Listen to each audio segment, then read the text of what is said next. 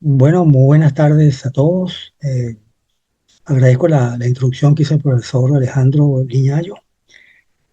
Y comenzamos entonces con la charla. Este es el título de la conferencia: Mitigación de riesgos de aludes e inundaciones.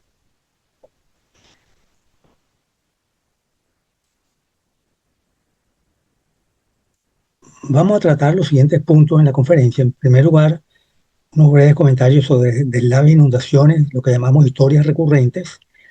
Después, comentarios sobre la dinámica fluvial. En tercer lugar, la catástrofe de Vargas. En cuarto lugar, las obras de mitigación de riesgos. Y culminamos con unas reflexiones finales. El primer punto entonces, deslaves e inundaciones, historias recurrentes. Para comenzar tenemos que definir lo que es un deslave y un alud torrencial para diferenciarlo claramente. El deslave lo definimos como un movimiento rápido de un flujo no confinado en la ladera de la montaña, producido por lluvias torrenciales y compuesto por material sólido, suelos, restos vegetales, rocas, árboles, ¿no? El deslave es el que alimenta realmente, produce el material que alimenta el alud torrencial. El alud torrencial ocurre en los cauces agua abajo o en los cauces torrenciales, ¿no? El flujo es un flujo rápido con altas concentraciones de sedimentos que se generan en los cauces de zonas montañosas de altas pendientes, compuestos por agua y una gran variedad de tamaños de sedimentos, desde los limos y arcillas hasta bloques y peñones de gran tamaño, además de todo tipo de arrastre de desperdicios y materiales fabricados por el hombre. Entonces aquí a la derecha vemos un pequeño esquema donde hay una lluvia torrencial o de larga duración que ha saturado los suelos, entonces el peso y y la fuerza de arrastre, de fuerza de corte se hace mayor que la resistencia, la cohesión de las partículas y se produce el colapso de las masas de suelo. Y esto se ve claramente en estas fotografías. Vemos los deslaves de la montaña. La evidencia son las cicatrices o rasguños que quedan plasmados en la ladera de los cerros, ¿no? Entonces, unas características de estos deslaves y aludes es primero que el deslave es la fuente principal de sedimentos para la generación de la luz torrencial. El deslave se produce en las laderas y la luz torrencial en los cauces. Los aludes finalizan en las zonas más planas, que son los abanicos aluviales, a la salida de la montaña. Y el alud puede ocurrir como una secuencia de frentes de onda, donde en el frente de esa onda se acumulan los grandes clastos o peñones, ¿no? Y las velocidades que puede alcanzar el flujo están entre 10 y 20 metros por segundo, que son equivalentes a 36 y 72 kilómetros por hora. Lo mejor es ver un video de un alud torrencial. Aquí vamos a ver un alud torrencial que se aproxima a un cauce, tiene un flujo de bajo caudal y hay una presa de control de sedimentos aguas abajo. Aquí se acerca el alud torrencial, como ven ustedes, en el frente de ese alud torrencial está los grandes clastos, los grandes peñones del frente y aguas arriba en el cuerpo y en la cola se encuentran los sedimentos menos gruesos. La presa estaba colmatada, pero la luz torrencial le pasó fácilmente por arriba, ¿no?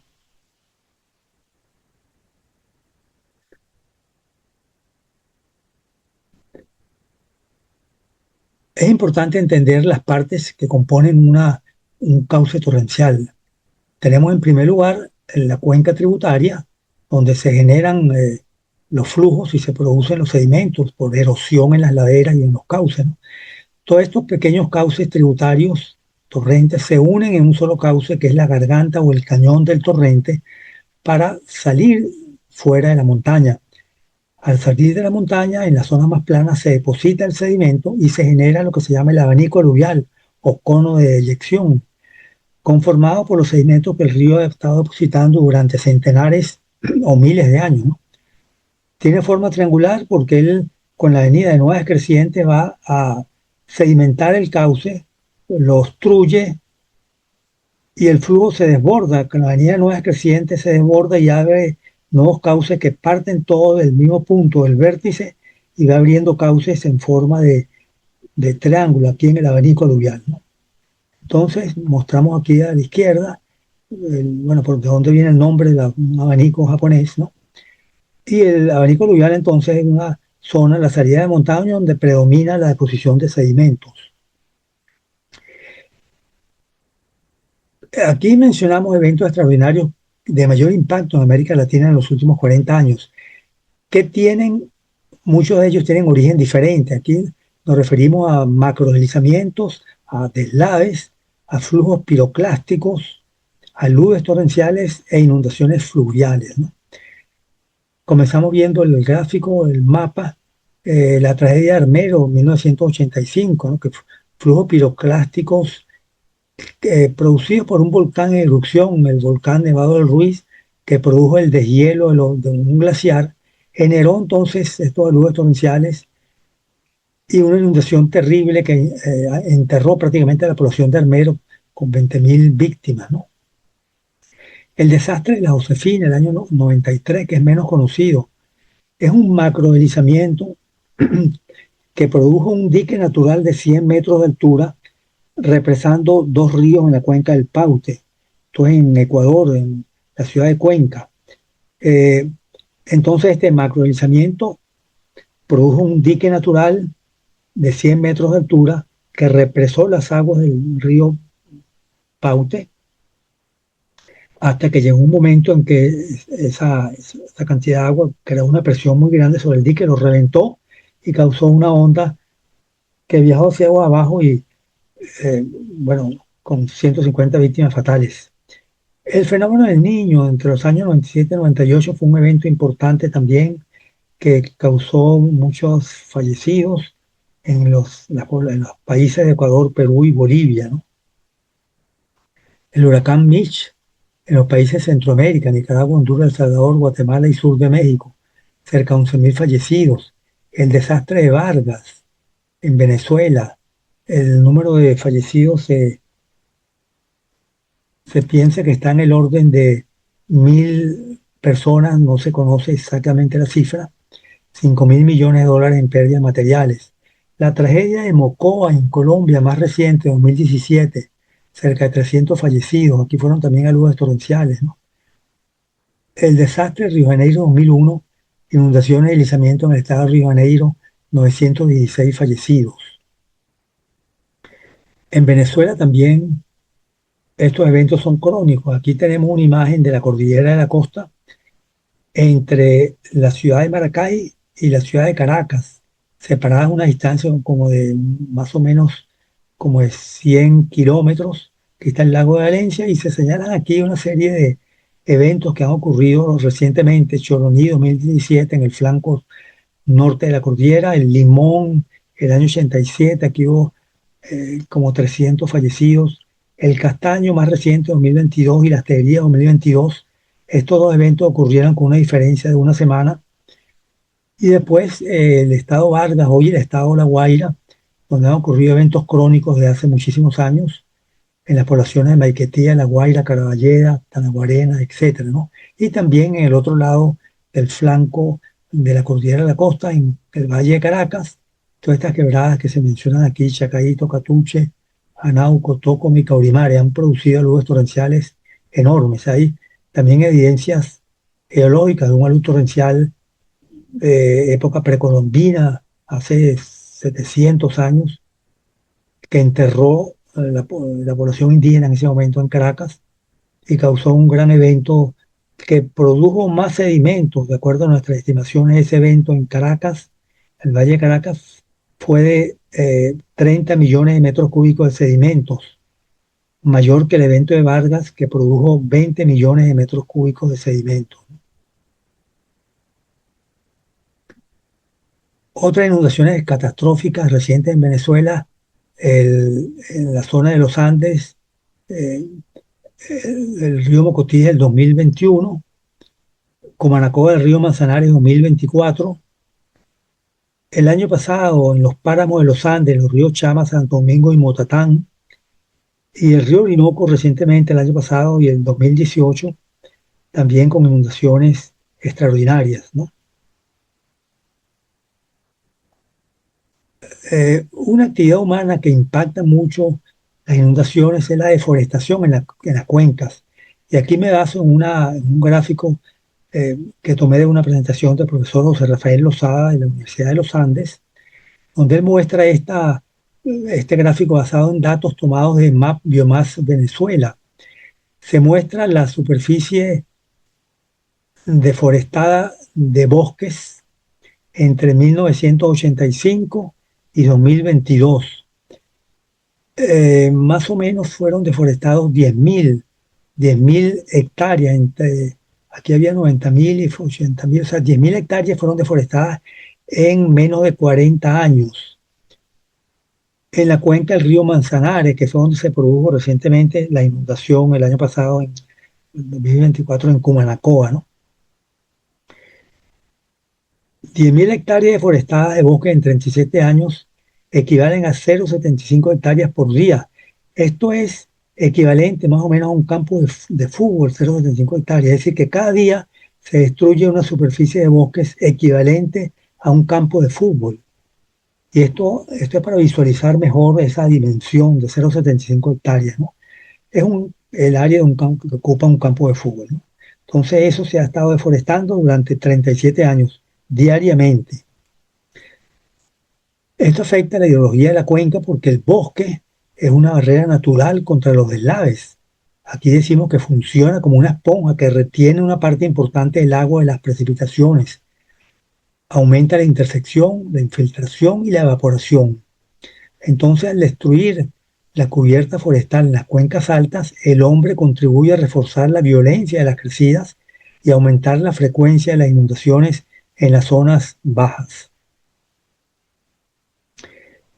Algunos comentarios sobre la dinámica fluvial de los ríos. Sabemos que los ríos no son estáticos, son entidades dinámicas que evolucionan su cauce, evolucionan, migran lateralmente y longitudinalmente. Y vamos a ver algunos ejemplos de estas migraciones.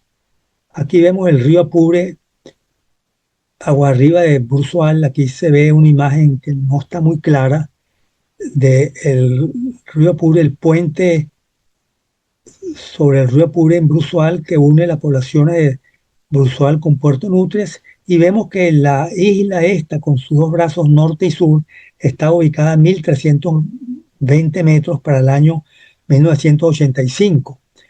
Para el año 2004, esta isla desplazándose hacia aguas abajo, migrando hacia aguas abajo junto con sus brazos que migraban también lateralmente, se encontraba a 570 metros del puente. Para 2022 ya estaba a 165 metros y para 2004 ya está a 150 metros. Es decir, esta morfodinámica de la isla viajando estaba produciendo erosión en las márgenes y movimiento longitudinal rápidamente, ¿no? Aquí vemos la misma, el mismo río Puro en Bruzual ya para el año 2025-2026, ya prácticamente con una fuerte crecida que tuvo el río Apure el año 2025, produjo el colapso prácticamente de la carretera, y el río que antes cruzaba perpendicularmente el puente, ahora el río lo cruza paralelo al puente, ¿no? Por esta migración que se estima en 30 metros por año. Un ejemplo también dramático es la evolución que ha tenido el río Cosi y su gigantesco abanico aluvial. Aquí se ve el río Cosi que nace en la cordillera del Himalaya y cruza el Gran Valle hasta encontrarse con el río Ganges en la India. Señalamos aquí la extensión del abanico aluvial y en este mapa a la izquierda se indica la evolución que ha tenido el cauce del río Cosi en el tiempo. Este es el fenómeno que se llama abulsión, en donde el río va rellenando sus cauces y va abriendo nuevos cauces, conformando pues el abanico aluvial, ¿no? Aquí en un periodo de menos de, ¿cuánto? 1731 a 1963, menos de 200 años, viajó 107 kilómetros desplazándose hacia el oeste, ¿no? una migración lateral de 500 metros por año, ¿no? Es el desplazamiento del río Cosi en su abanico aluvial. En esta lámina mostramos el río Tambopato en Perú, Tambopata en Perú, que nace en la cordillera de los Andes, desemboca aquí en el río Madre de Dios, y aquí vemos una imagen de Google Earth donde vemos unos cauces abandonados, unos meandros abandonados del río Tambopata. En esta lámina que me la cortesía la profesora Nelly Hernández, me la hizo llegar, es tomada con LIDAR, LIDAR, una imagen de la NASA. Entonces se observa realmente la gran dinámica fluvial que ha tenido el río en el transcurso del tiempo, porque esta imagen LIDAR penetra a través de la vegetación, a través de los bosques, y se pueden ver las huellas claramente de los antiguos cauces del río Tambopata en Perú.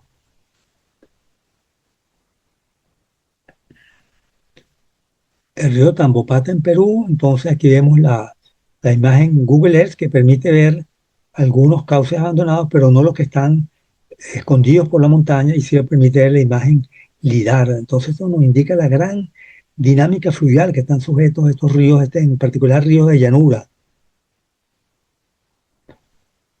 Y esto sería muy cómico esta imagen si no, eh, bueno, tuvo pues la consecuencia de la tragedia del huracán Mitch. El huracán Mitch en 1998 se construyó este puente, y el huracán Mitch ocurrió a finales del 98.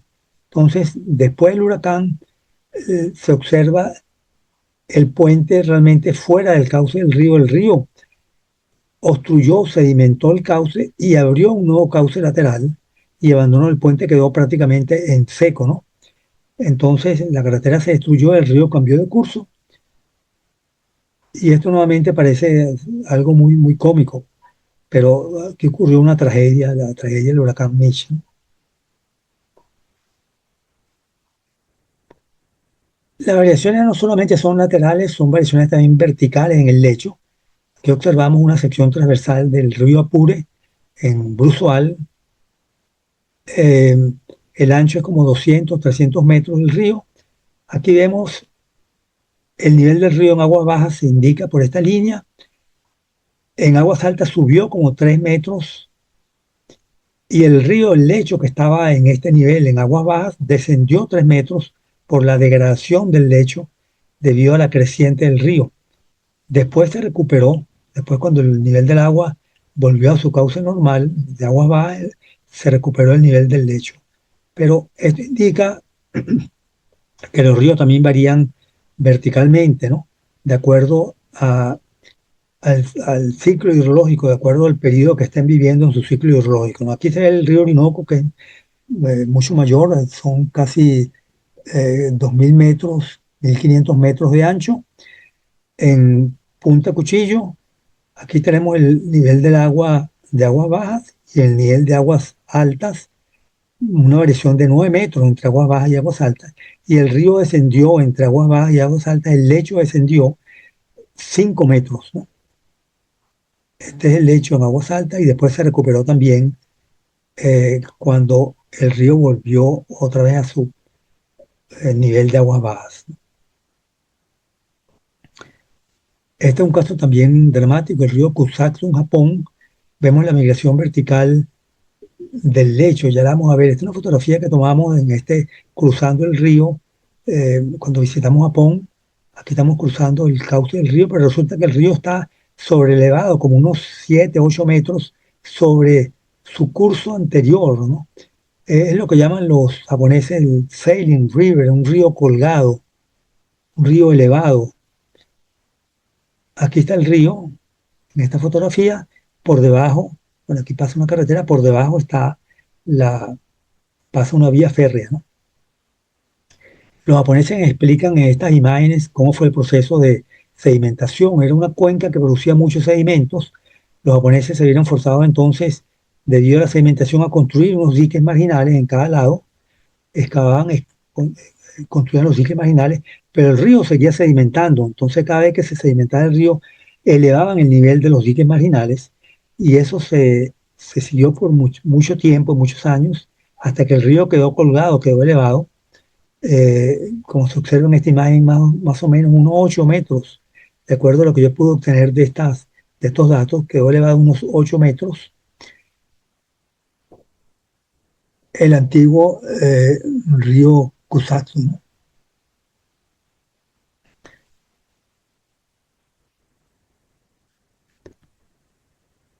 El punto 3 entonces es la catástrofe de Vargas. En esta imagen presentamos la cordillera de la costa, el macizo Ávila. En su flanco sur se encuentra el Valle de Caracas, la ciudad de Caracas. En su flanco norte se ha desarrollado el estado Vargas, hoy el llamado estado de La Guaira. Entonces las poblaciones de Vargas se asentaron en una franja de terreno muy pequeña, muy corta, ubicada entre la montaña y el mar, ¿no?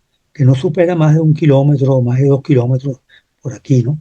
Aquí estamos viendo una franja de 20 kilómetros, pero se generaron aludes torrenciales a lo largo de 50 kilómetros de esta cordillera, ¿no? Esta montaña se caracteriza por tener pendientes muy pronunciadas en sus laderas y en los cauces, presencia de sedimentos residuales, suelos residuales, rocas también fracturadas, muchas grietas, y fracturadas por la acción sísmica y también la meteorizada por la acción del medio ambiente. Entonces, este es un medio propicio para generar aludes torrenciales. Faltaría el detonante que es la lluvia. Y esto se produjo precisamente en diciembre del año 99. Aquí mostramos el histograma de lluvia para la estación de Maiquetía del mes de diciembre. Aquí tenemos los datos diarios del mes de diciembre y ya el mes de noviembre, las últimas semanas, quincenas, había estado lloviendo también levemente, pero en forma continua. Aquí hubo una gran lluvia de más de 100 milímetros el día 3. Luego descendió y continuó la lluvia de baja intensidad hasta que vino la gran lluvia torrencial del 14, 15 y 16 de diciembre, que se acumularon 1.207 milímetros en todos estos días, en estos 17 días, ¿no? Eh, Fueron como 900 milímetros en estos 3 días. Entonces esta lluvia produjo el colapso de las laderas de los cerros, se generaron pues los deslaves en la montaña y los aludes torrenciales en los cauces. Aquí vemos las imágenes de los deslaves en la montaña y no estamos hablando de un deslave o decenas o centenares, sino miles de deslizamientos, de movimientos de masa, deslaves en la montaña, como se aprecian en estas cicatrices que se observaron a todo lo largo de la cordillera de la costa en una distancia de cerca de 40 o 50 kilómetros, ¿no?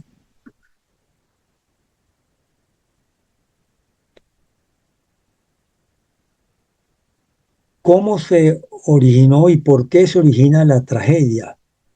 Bueno, aquí lo explicamos en estas imágenes, que es lo que llamamos la construcción social del riesgo. A la izquierda vemos una fotografía del río Cerro Grande en Tanaguarena, el año 51. Vemos que la garganta del torrente está ocupada por sedimento, porque en este mes, precisamente en febrero del 51, hubo las lluvias torrenciales eh, que causaron grandes daños también, pero en este caso en Tanaguarena no estaba ocupada, no estaba habitada, se ven que estaba en plena construcción la urbanización, aquí se ven las calles, y ven cómo se llenó todo el sedimento de la garganta de la quebrada del río Cerro Grande, y cómo también llenó de sedimento una buena parte del abanico aluvial, ¿no?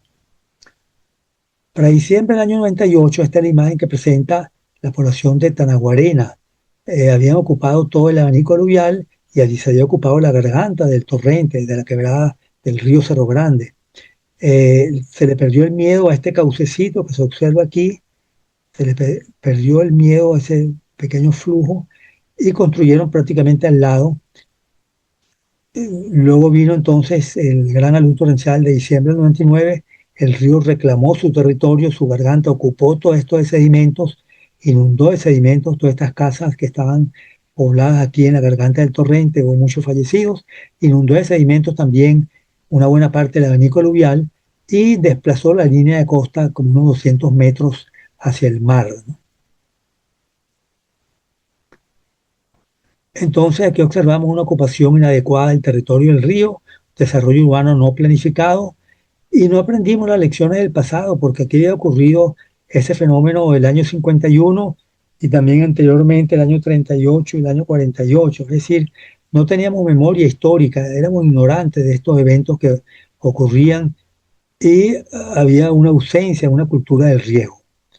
En las autoridades, a nivel educacional, no enseñábamos esto, por lo menos en nuestra universidad.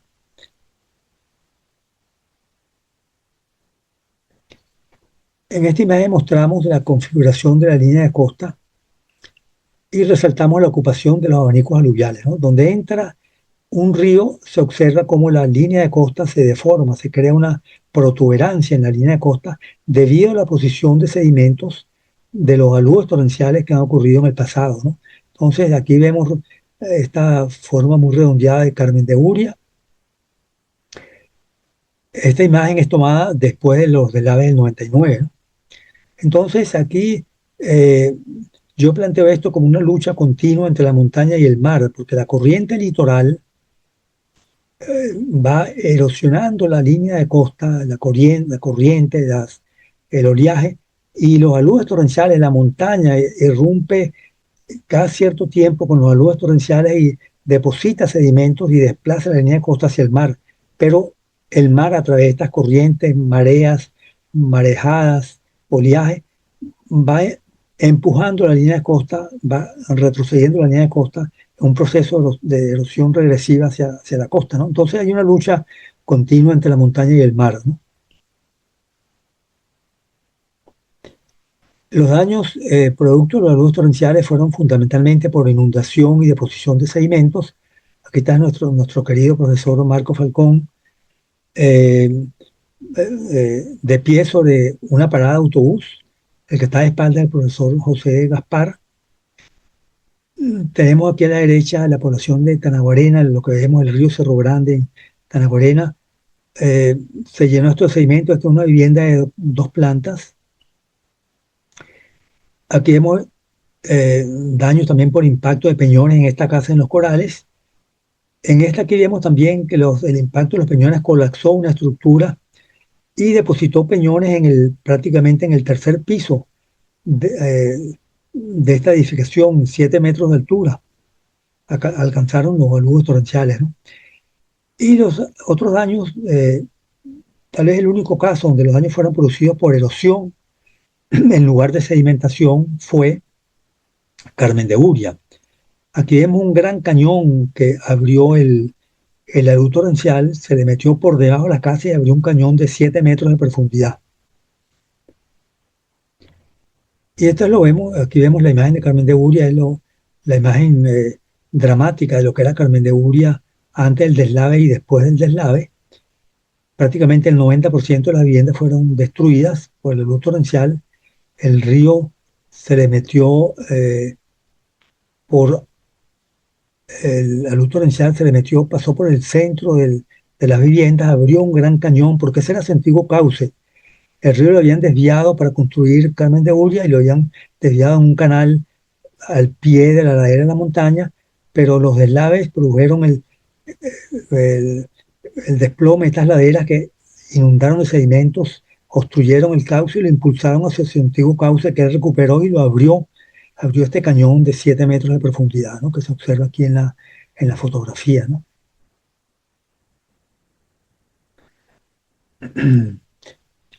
Los daños fueron causados no solamente, y las víctimas no solamente por los aluvios torrenciales, sino también directamente impacto de deslaves.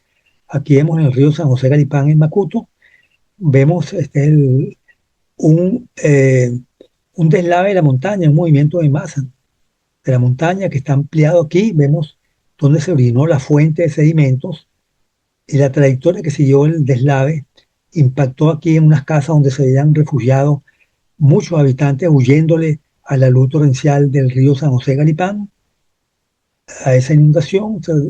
Se escondieron en esta casita al pie de la montaña y vino el torrencial, el deslave de la montaña y causó unas 40 víctimas en estas casas, ¿no? Bueno, las obras de mitigación de riesgos. Vamos a comenzar por definir el tipo de obra, ¿no? Aquí tenemos una planta, una cuenca con la cuenca tributaria, la garganta y el abanico aluvial. Entonces, ¿cuáles son las medidas que se pueden aplicar para mitigar los aluvios torrenciales? Bueno, en primer lugar, medida de conservación de cuenca, ¿no? Control de erosión en la cuenca a través de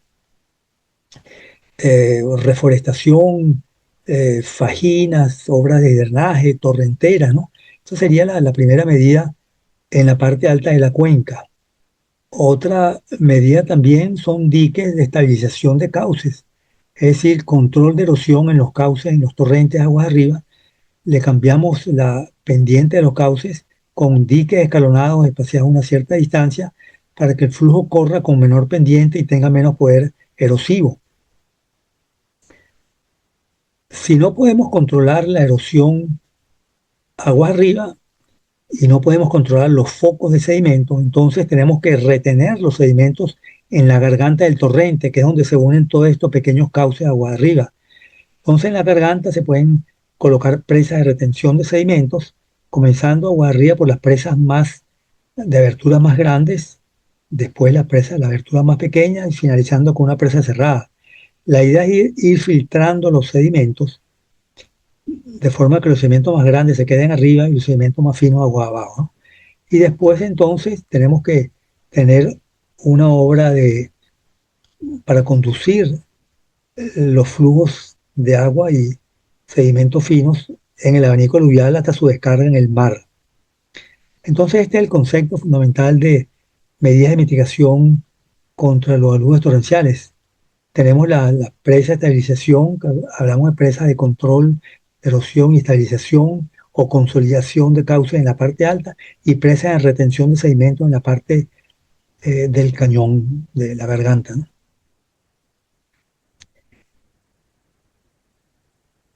¿Qué se ha hecho en Vargas para prevenir la ocurrencia de un nuevo desastre? Bueno, se construyeron 63 presas de retención de sedimentos en un periodo muy breve, entre 2000 y 2008. Las presas fueron de diferentes tipos, cerradas y abiertas. Abiertas son las que tienen aberturas, pueden ser ranuradas, con ventanas, presas de rastrillo o de barrera flexible. Aquí vemos una presa,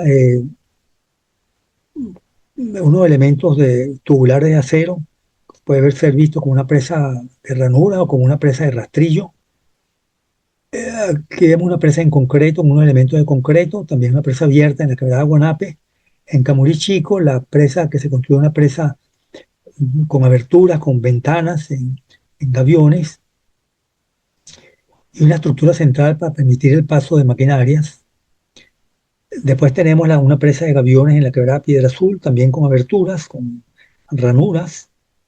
Una presa cerrada en la quebrada Alcantarilla con su contradique. Casi todas las presas tienen contradique para proteger el dique principal contra la erosión, ¿no? La presa de Macuto también se ve aquí de 7 metros de altura con su contradique y un enrocado entre el dique y el contradique.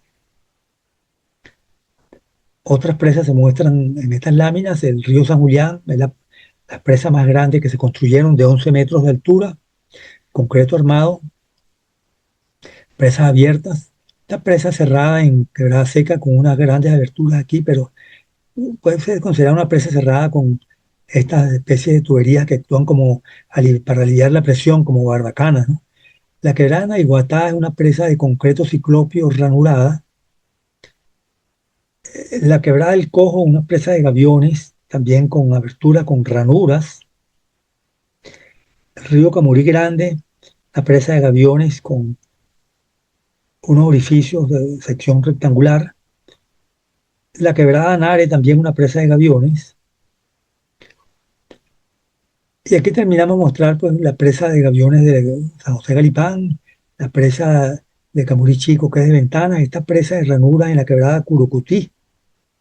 Aquí vemos recién construida con el contradique para protegerla contra la erosión, contra la erosión al pie de la estructura, y aquí estaba ya sedimentada como hasta el 50% la presa abierta de Ranuro en la quebrada Curucutí. Otra presa de tipo reticular en la quebrada San José Galipán, eh, son elementos de concreto armado, columnas y vigas. La presa tubular abierta tipo rastrillo en Tacagua y una presa de barrera flexible de redes de anillos de acero tipo Geobrook en la quebrada Osorio. Ahora, la mayoría de las presas fueron presas para retención de sedimentos, pero hubo unas pocas que se pueden considerar presas para consolidación dependiente o estabilización dependiente. Y este es el caso de la quebrada Alcantarilla. Aquí vemos la presa, un conjunto de presas, la presa número uno, después la 2, la 3 y unas presas escalonadas. Aquí vemos una gran cárcava, que se ve mejor en esta fotografía. Antes de la presa número uno, aquí se observa la presa de retención número uno, la presa de 1, 2, 3, 4, como 6 metros de altura, en gaviones. Y después, mirando aquí desde aguas arriba hacia aguas abajo, vemos las presas escalonadas para control de erosión en el cauce, que tiene una pendiente muy fuerte. Y aquí la misma la misma dique de estabilización de pendiente, visto desde aguas abajo hacia aguas arriba, ¿no? En esta tabla resumimos las presas que se construyeron, en las 63 presas en cada una de las cuencas de los cauces, cuántas son cerradas, cuántas son abiertas, cuál es el tipo de material, el acero, gavión, predomina el gavión. Pero como esta tabla no se puede ver claramente, aquí la resumimos en la próxima lámina. Eh, en total 63 presas de retención, 37 presas cerradas, 26 presas abiertas. De acuerdo al tipo de material, 44 de gaviones, que son el 70%, 14 presas de concreto, 3 presas tubulares de acero, 2 presas de redes de anillos de acero. Y se canalizaron 25 quebradas con diferentes materiales, concreto armado, gaviones y roca cementada. Eh, Se construyó entonces lo que llamamos un sistema integrado de presas y canalizaciones, ¿no? Aquí vemos el ejemplo del río San Julián, compuesto por 3 presas. Aquí vemos la presa número uno, que es la primera presa más abajo, y la presa número uno, de ahí comienza una obra de transición hacia la canalización de la quebrada o del río San Julián, eh, que se observan aquí las traviesas para controlar la erosión, porque esta canalización del río San Julián se hizo en fondo móvil, es decir, se respetó el fondo del lecho del río y solamente se revistieron las márgenes con roca cementada. Entonces, para controlar la erosión del lecho, se construyeron traviesas separadas más o menos cada unos 40 metros aproximadamente, 30, 40 metros. Y esa fue pues la obra de conducción en el río San Julián, ¿no? Son 3 presas abiertas que continúan con la canalización hasta llevar las aguas hacia el mar, ¿no?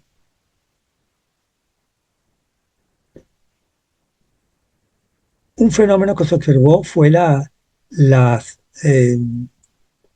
sedimentación acelerada de las presas, ¿no? De las obras. Aquí vemos la presa eh, la presa de Macuto, la presa de Gaviones de 7 metros de altura. Estamos viéndola hacia aguas arriba. Se terminó de construir el año 2003, cuando fue inaugurada. Ya para el enero de 2004, casi un año después, la presa estaba sedimentada hasta la mitad. Eh, para enero del 2005 ya quedaba solamente con un metro libre de sedimentos. Estaba sedimentada casi un 90% y con la creciente de febrero del 2005 se terminó de sedimentar, ¿no? ¿A qué se debe esta sedimentación rápida? Bueno, que las cuencas quedaron muy sensibles después de los aluvios torrenciales del 99. Muchos sedimentos quedaron en tránsito entre la montaña y el mar, o entre las laderas de la montaña y el mar, y quedaron en tránsito en las gargantas y fueron arrastrados fácilmente por las crecientes menores, ¿no?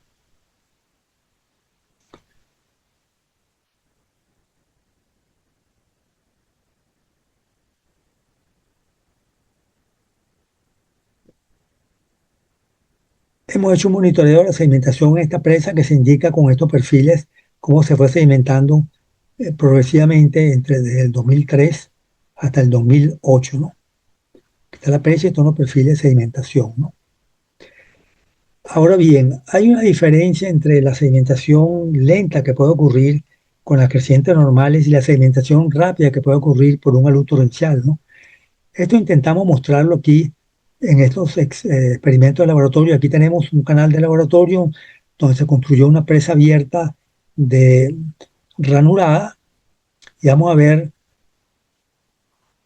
cómo es el proceso de sedimentación. Aquí vemos el perfil de remanso que crea la presa y en donde el perfil de remanso se encuentra con el flujo aproximadamente uniforme que viene agua arriba, se comienza a sedimentar el material. Van a observar ustedes una pequeña onda de sedimentos que comienza a formarse y esa onda de sedimentos comienza a crecer y a trasladarse hacia agua abajo. Aquí ya se observa un poco la onda de sedimentos. Vamos a adelantar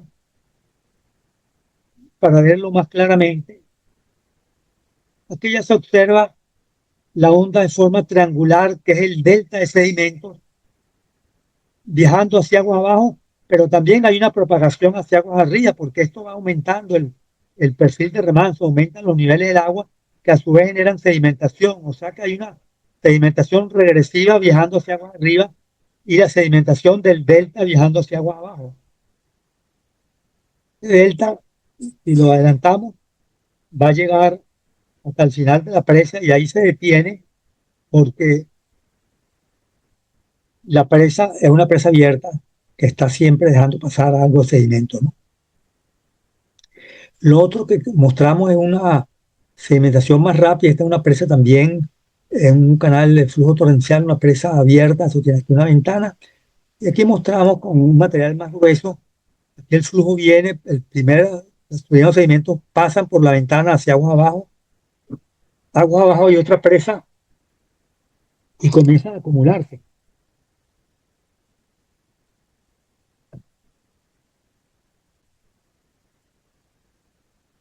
Se sedimenta rápidamente por este fenómeno que es como una avalancha de sedimentos que vino de agua arriba. Algunos pasaron por la ventana, otros quedaron atrapados y se produjo la sedimentación de la presa más rápidamente, ¿no?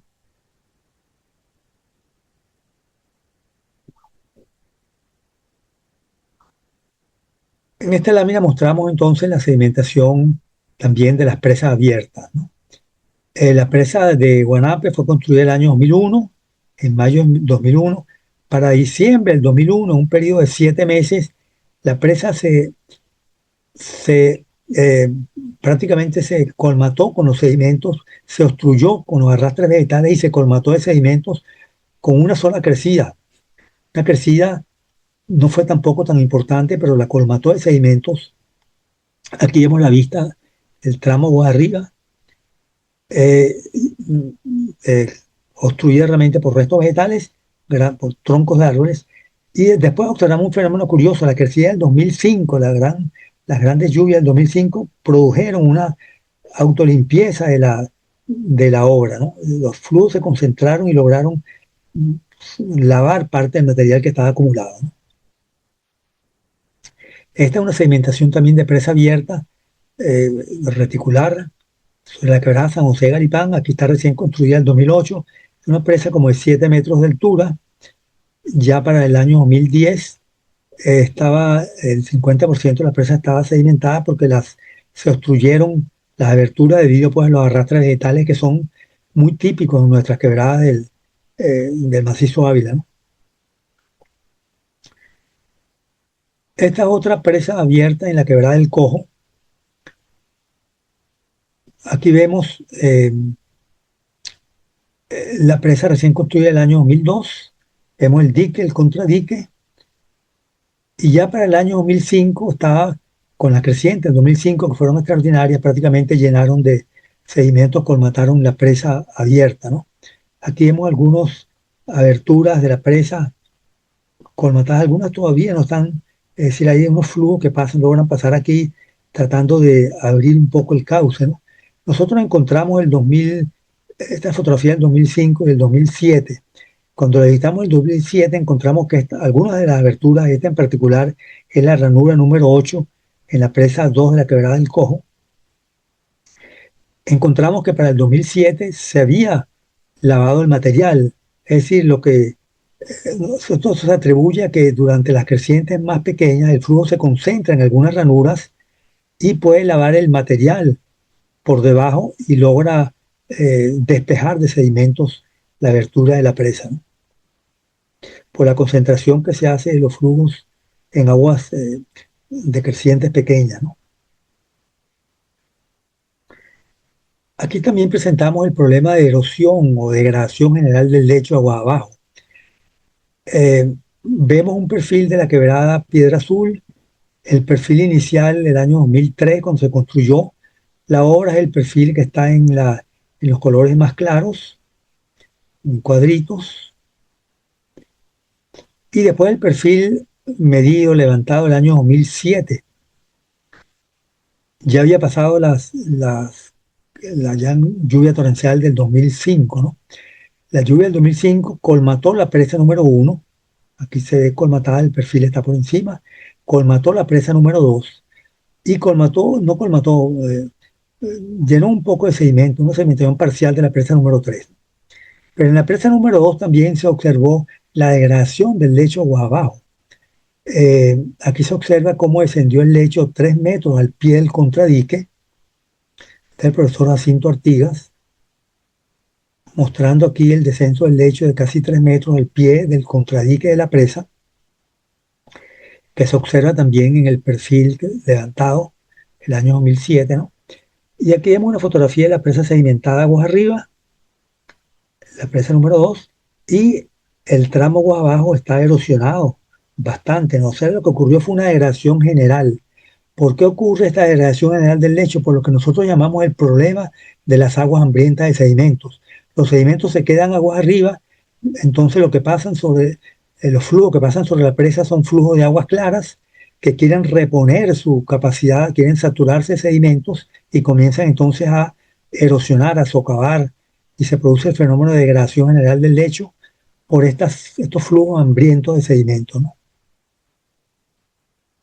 Este es el caso también de la presa eh, de Camurí Chico. Aquí se observa una fotografía de la presa del año 2003. Está en plena construcción. Se estaba haciendo también, se estaba construyendo la estructura de disipación, que era una malla de vigas de concreto armado rellenas con enrocados para protección, ¿no? No se había construido la parte central.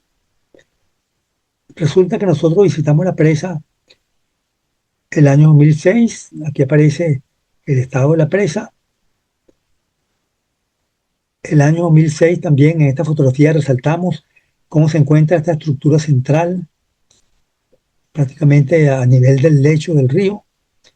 Pero el año 2011, cuando la visitamos, encontramos que el lecho del río había ascendido 3 metros, como se observa en esta fotografía. Y las vigas que estaban de la estructura de protección contra la erosión estaban expuestas. Lo que sucedió fue que no se construyó la estructura central. La estructura que mostramos en la lámina anterior no se terminó de construir esta parte central y aquí se produjo una fuerte erosión aguas abajo por el fenómeno de aguas claras que mencionábamos anteriormente y se erosionó 3 metros, se produjo un descenso del lecho de 3 metros, ¿no? Esta otra presa en la quebrada del Tigre, es un afluente del río Mamo. Aquí observamos un descenso del lecho de 4,5 metros. Este es el nivel original del lecho, se indica aquí, y el nivel actual está más o menos por aquí. Ya el muro, el dentellón está expuesto. Aquí se observa en esta fotografía, está prácticamente en el aire, el dentellón. Hay un descenso del lecho de 4,5 metros. ¿A qué se debe esto? Bueno, tiene que ser un efecto también de las aguas claras, producto de la sedimentación de la presa, pero hay algo adicional. Examinando las imágenes de satélite, encontramos que agua abajo hay un sitio de explotación de material, una cantera de material granular del río. Aquí vemos la quebrada del Tigre, perdón, la presa del Tigre, aquí está la quebrada del Tigre, la presa, dique contra dique, y un sitio de explotación a unos no más de 200 metros. Aquí hay otro sitio también que se ve que están sacando arena en sobre el río Mamo, y aquí estaban las instalaciones, o están las instalaciones de la cantera. Entonces, este es un fenómeno que se ha observado en los sitios donde se extrae material granular. Se produce erosión, tanto agua abajo como hacia agua arriba, porque al descender aquí el nivel del lecho y venir una crecida, se produce una erosión regresiva que se propaga hacia aguas arriba, y en este caso está afectando la presa del Tigre, ¿no? Entonces, un fenómeno de erosión regresiva causada por saque de arena. Aquí lo vemos también en esta imagen, el sitio de explotación a 120 metros, indico yo aquí en esta lámina está la presa del Tigre, a 120 metros, ¿no?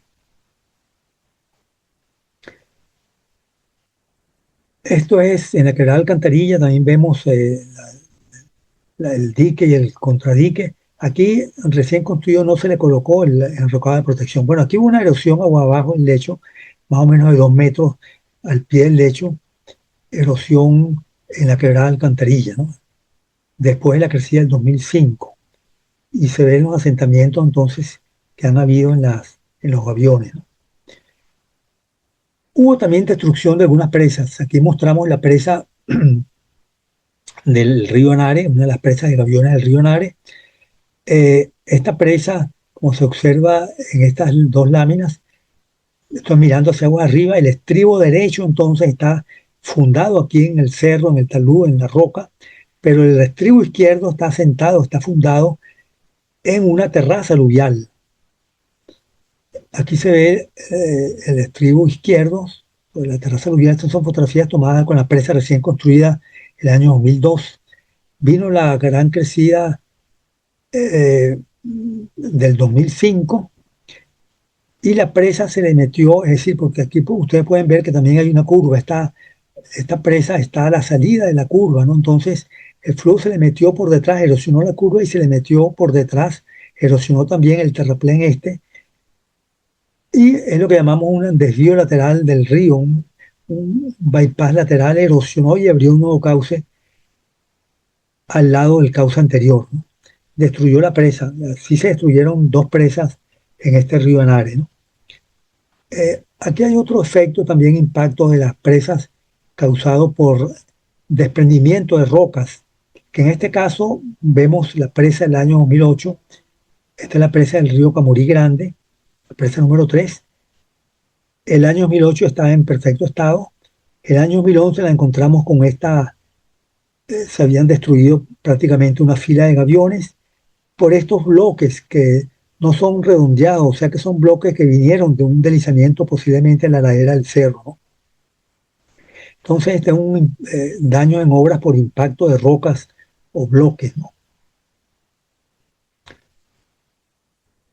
La presa de la quebrada seca también sufrió daños graves. Aquí la vemos recién construida, el año 2006, está una presa como de 7 metros de altura en gaviones. Para el año 2007 ya presentaba efecto de estar asentándose los gaviones, ¿no? Como se observa en esta fotografía, hay movimiento de formaciones aquí en los gaviones.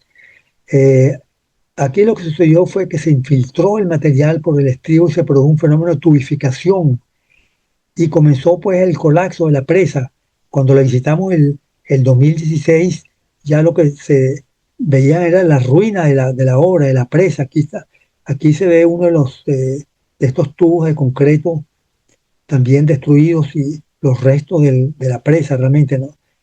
No había rastro de la presa, solamente los restos de ella, ¿no? Entonces esta es una falla por, bueno, ataque de la presa en los estribos, fenómeno de tubificación, ¿no? La presa, hay otros casos también de presas que han fallado, por lo menos los contradiques, por erosión al pie. Aquí vemos el caso de la quebrada Migueleno, la presa número 2, recién construida.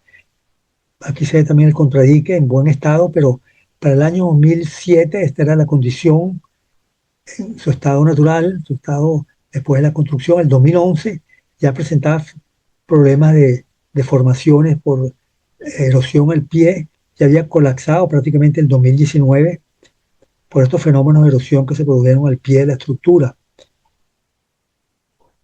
Esta otra foto del 2011, también el colapso de la estructura en otro contradique en el río Cerro Grande.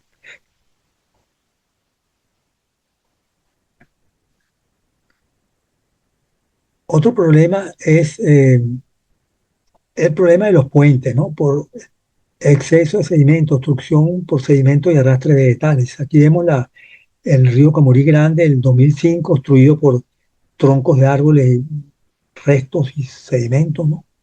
Se obstruyó entonces el puente, se debió el flujo por toda la urbanización Camorí Grande, el flujo escurrió por las calles y salió por un pequeño caucecito, aquí una pequeña quebrada que destruyó el pontón que había aquí en este sitio, ¿no? Entonces, aquí se ve también un puente del río San Julián en los corrales del año 99, totalmente obstruido por la cantidad de rastros vegetales que trajeron estos flujos del año 99. Entonces, aquí llamamos la atención con los grandes arrastres vegetales que tienen nuestras cuencas de Vargas y las cuencas de la cordillera de la costa, ¿no?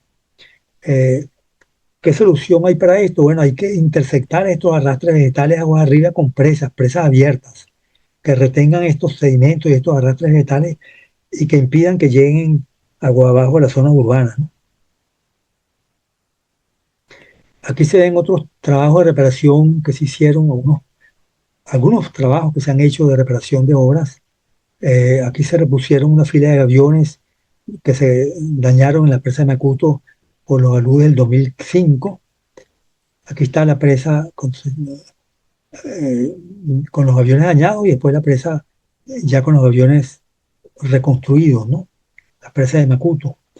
Aquí también en la enrocada de protección en la quebrada de Alcantarilla se hizo un relleno de la enrocada de protección, se protegió también con una joya textil para evitar la filtración del material fino, ¿no? Y aquí se ve la presa, el dique de la quebrada de Alcantarilla ya recién reparada, ¿no?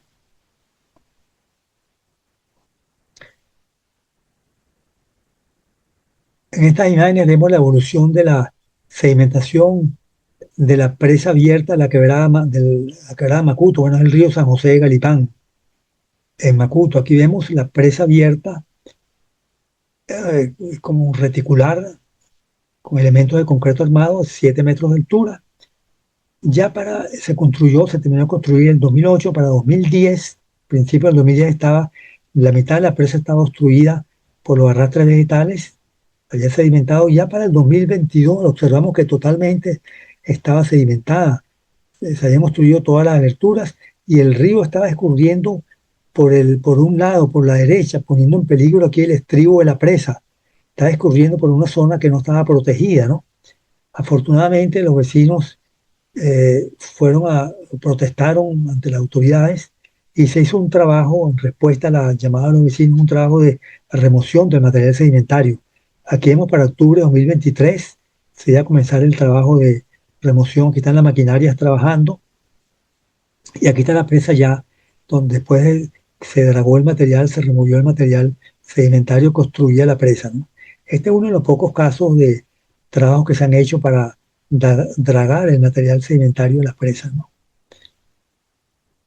También hay problemas de sedimentación con las canalizaciones en el tramo inferior, y esto es normal que suceda, la sedimentación de las canalizaciones, porque ellas vienen con una pendiente alta y en el tramo cuando llegan a la avenida Costanera o la avenida de la Playa, una pendiente mucho más suave, sedimenta el material, ¿no? Entonces esto se llena también de vegetación.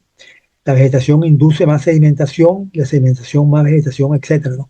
Se disminuye la capacidad de conducción. Aquí se muestra el dragado que se hizo del cauce para recuperar en el río San Julián su capacidad de conducción. Se excavó un canal de 2 metros de profundidad a lo largo de 300 metros entre el puente de la avenida La Playa y la avenida Costanera. Esta foto la tomé yo desde la avenida Costanera hacia la avenida La Playa. Se abrió este canal de 2 metros de profundidad y en esta fotografía vemos cómo estaba la situación antes de la apertura del canal. Había solamente 2 metros de luz libre para que pasaran los flujos, cuando ha debido ser 4 metros. Y aquí se ve la maquinaria pues excavando ese canal de 2 metros para tratar de reponer la profundidad de 4 metros que ha debido tener la canalización, ¿no? En el río San José Galipán también se observa aquí a la izquierda el río, la canalización del río en Gaviones, recién construido, el año 2004. Para el año 2020 estaba totalmente invadido por vegetación, el canal bastante sedimentado. Se hizo un trabajo de remoción el año 2022, remoción de sedimentos y remoción de vegetación que permitió descubrir algunas cosas, porque el problema es que la vegetación impide que uno pueda inspeccionar las obras.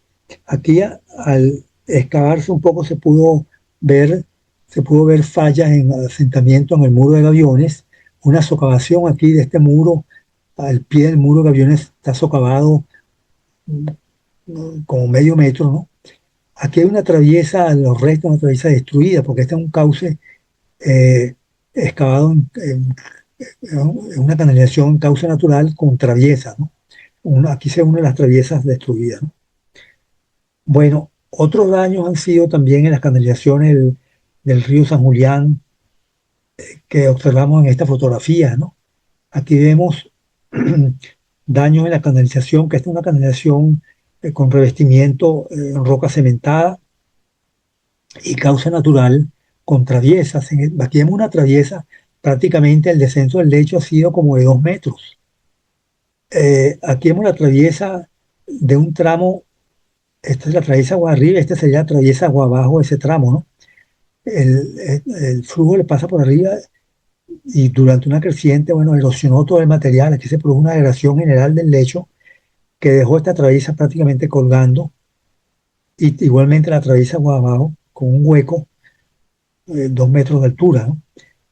En el río Migueleno también ha habido afectaciones en las losas de la canalización, entonces también de concreto ciclopio, roca cementada.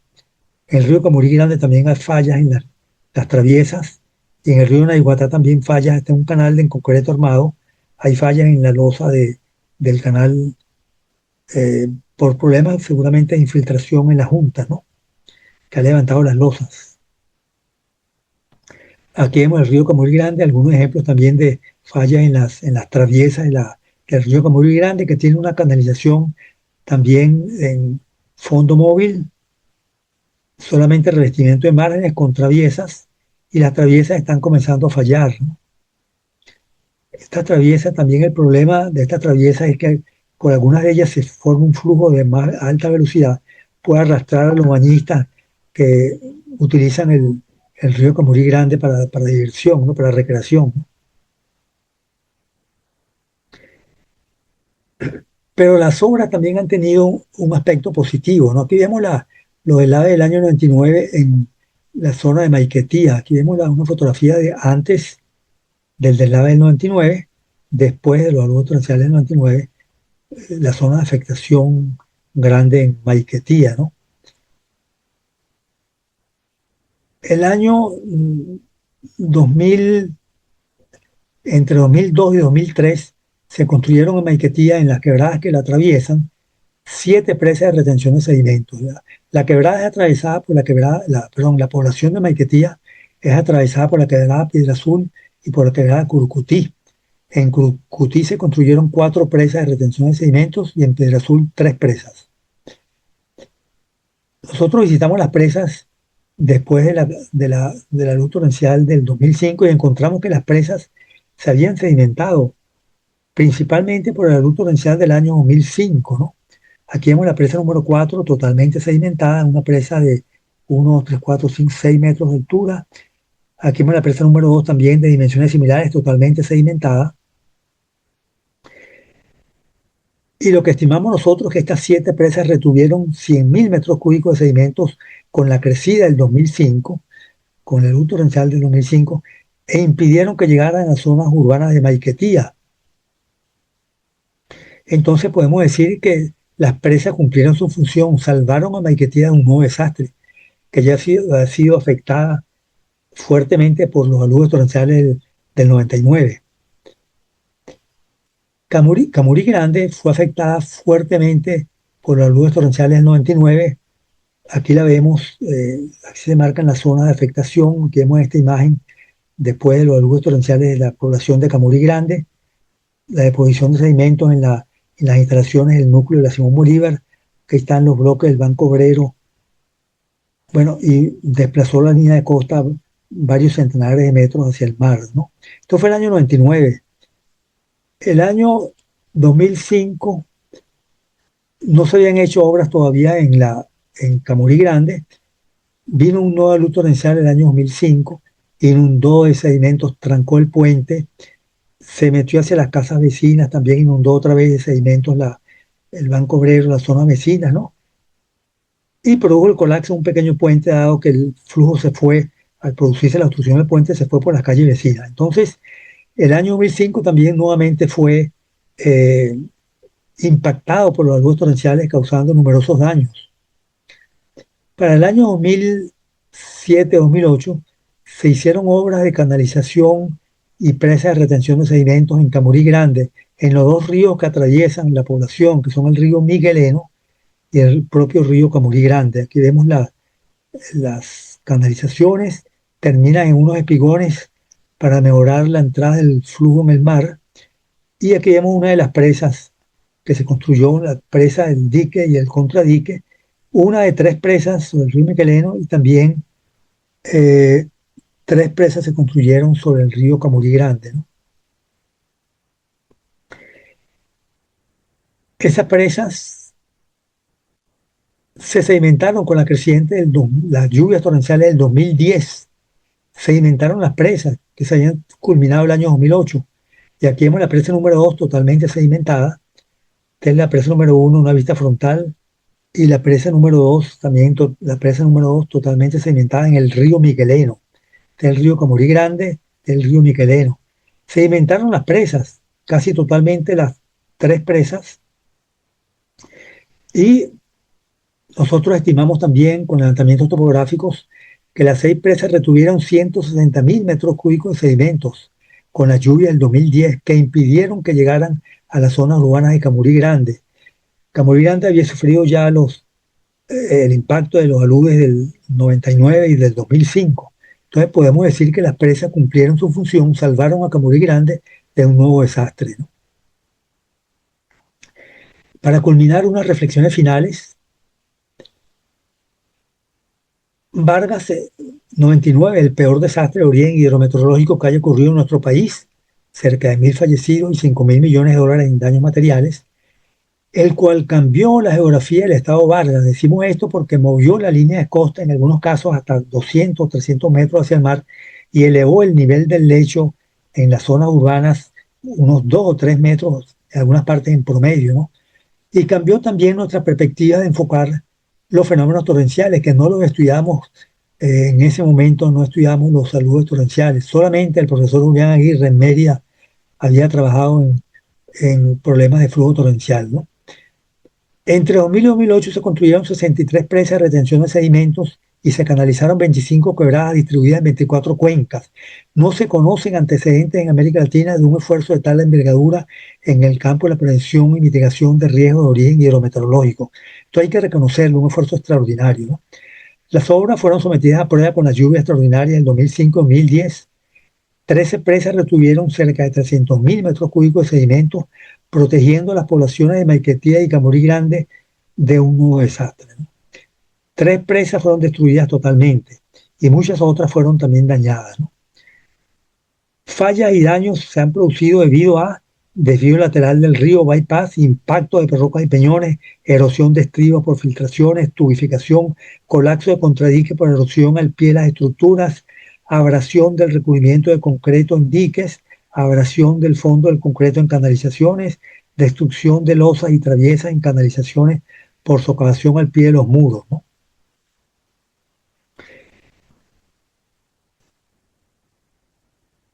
La mayoría de las presas fueron sometidas a un rápido proceso de sedimentación, aún las presas abiertas, debido a los grandes arrastres de sedimentos y restos vegetales transportados por las crecientes, construyeron sus aberturas. Sin embargo, procesos de autolimpieza han sido observados en algunas de las ranuras de las presas abiertas.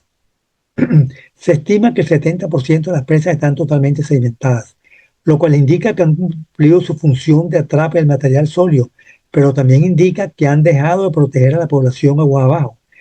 Es decir, hay una sensación falsa de seguridad en las poblaciones. Piensan que están protegidos por las obras, pero las obras en su mayor parte están sedimentadas, o sea, han perdido su capacidad de protección. Entonces esto tiene que solventarse en alguna forma, ¿no?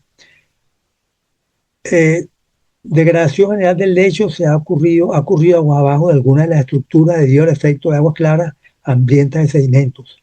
Profundidades de erosión entre 2 y 4 metros han sido apreciadas al pie de las obras.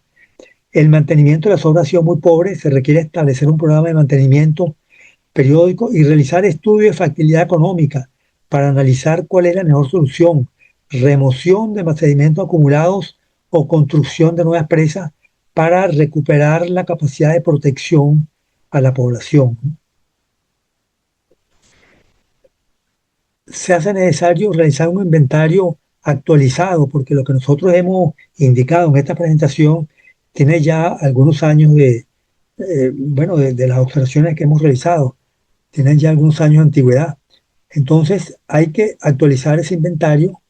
eh, para ello se propone elaborar una base de datos en un SIG, Sistema de Información Geográfico Dinámico Interactivo, que incorpore los siguientes elementos.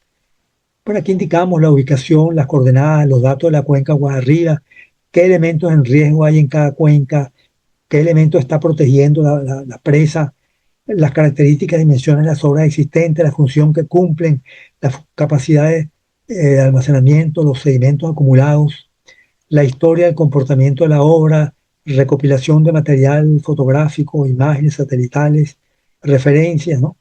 Y este SIG Vargas que proponemos realizar, es una propuesta que estamos haciendo, un proyecto, permitirá la evaluación, gestión y monitoreo de las obras de mitigación de riesgos, presas y canalizaciones construidas en las cuencas de Vargas, hoy Estado de La Guaira, con el fin de fortalecer la resiliencia institucional y comunitaria de la población ante eventos hidrometeorológicos extremos.